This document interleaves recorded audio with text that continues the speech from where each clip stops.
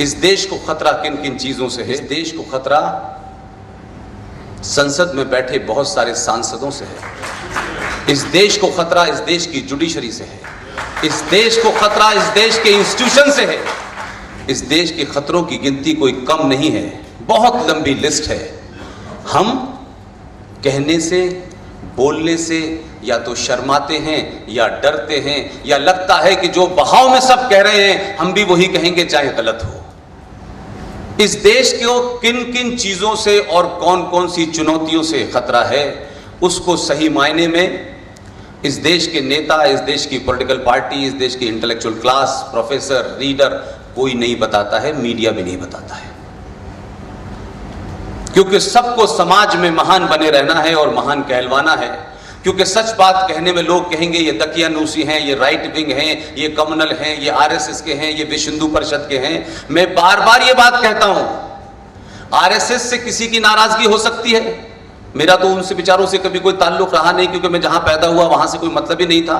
लेकिन आरएसएस से किसी की भी कोई नाराजगी हो, विश्व हिंदू परिषद से हो, बजरंग दल से हो, किसी भी आइडियोलॉजी से हो, और जब लोग ये कहते हैं कि ये उनका काम कर रहे हैं, तो मैं बड़ी ईमानदारी से कहता हूं, हमें नहीं मालूम कि हम उनका काम कर रहे हैं या नहीं कर रहे हैं, लेकिन इतना जरूर है कि हम जैशे मोहम्मद का तो कम से कम काम नहीं कर रहे।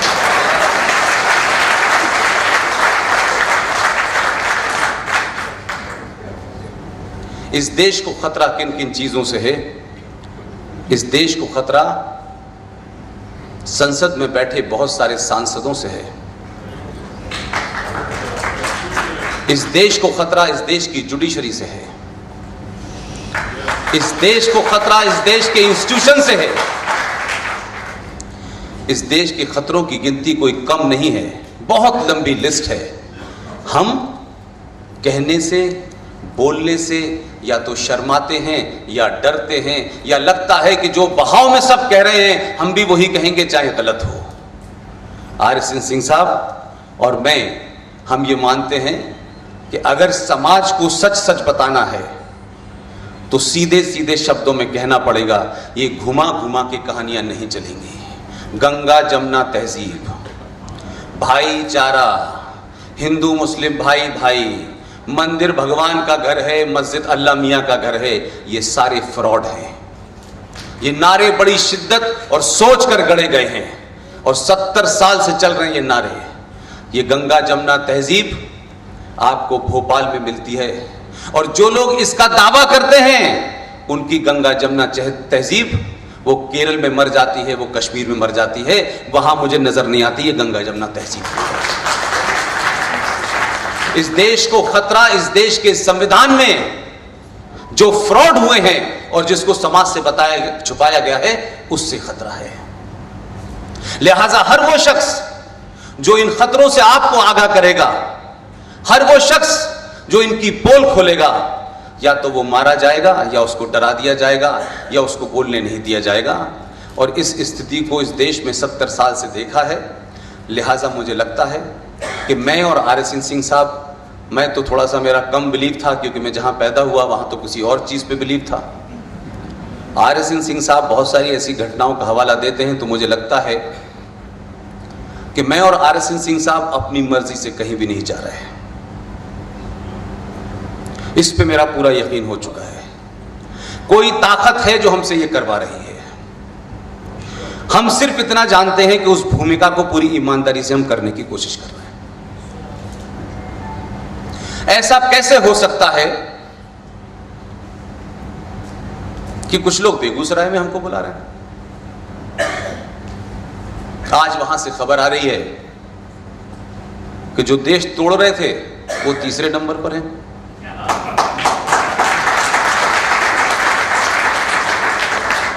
हमें भोपाल में कोई नहीं जानता। जिन लोगों ने बुलाया है उनका चेहरा उस वक्त देखा जब वो एयरपोर्ट पे हमें लेने आए। उन्होंने हमें पहचान लिया क्योंकि ये पहचान बन गई है।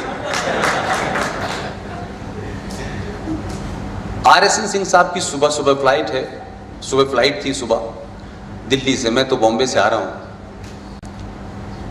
फ्लाइट करीब करीब छूटने वाली थी सिंह साहब की। एक साहब ने सिंह साहब को एयरपोर्ट पे पहचान लिया और कोई 10, 15, 20 मिनट बचे होंगे फ्लाइट में। और सिंह साहब शायद वापस अपने घर जा रहे थे कि शायद फ्लाइट छूट गई है। उसने पहचाना और तमाम बातें कही, मैंने आपको यहाँ देखा और आप बड़ा काम कर रहे हैं। तो सिंह साहब ने कहा कि भाई मैं तो वापस जा रहा हूँ, मेरी फ़्लाइट छूट गई। उसने कहा अपना मुझे टिकट दीजिए। उसने किसी को फ़ोन लगाया और कहा कि RSN सिंह साहब सुनते हो, जिनको टेलीविज़न पे जो आते हैं, उनका बोर्डिंग पास निकाल के रखो। और सिंह साहब को उस आदमी का मिलना एक चमत्कारी बात है।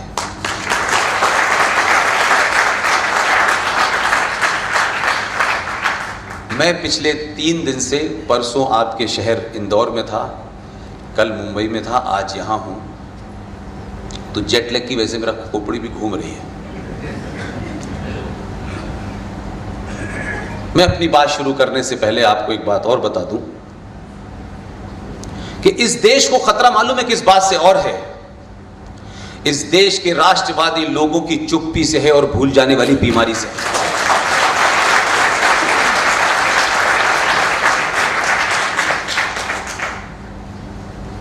हम किसी के खिलाफ कोई मुहिम नहीं चला रहे, ना हम समझते कि हम इसलिए बने हैं कि हमें किसी के खिलाफ कोई मुहिम खड़ी करनी है।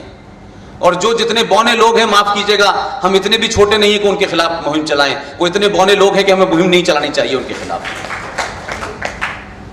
आप अपनी बात पूरी निडरता के सामने, लोगों के सामने रखिए, ईमानदारी से रखिए, तथ्यों पे रखिए, फैक्चुअल रखिए, हिस्टोरिकल पर्सपेक्टिव में रखिए। अगर आपकी समझ में आ जाएगा तो देश में अपने आप क्रांति हो जाएगी।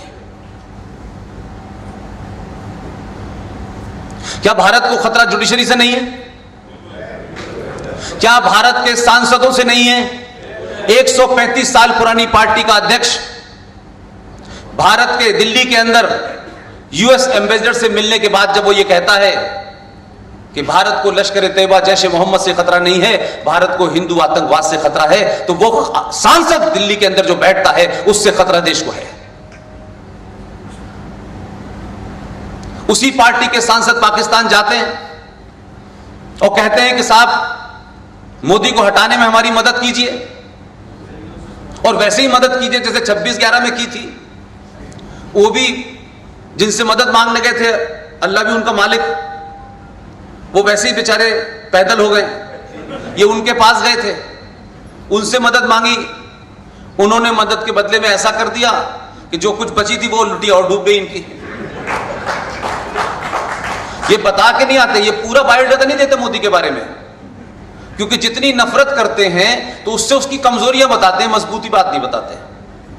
आपने कहा कि साहब आप कुछ करें, उन्होंने पुलवामा कर दिया। अब कर तो दिया उन्होंने ये नहीं बताया कि मनमोहन चले गए, मोदी आ गए वहां। उसको ये भी नहीं बताया कि 15 साल की ये ट्रेनिंग करके आया है और वहां कई ऐसे सफल ऑपरेशन किए हैं जिसके बाद सूरत की सूरत बदल गई है।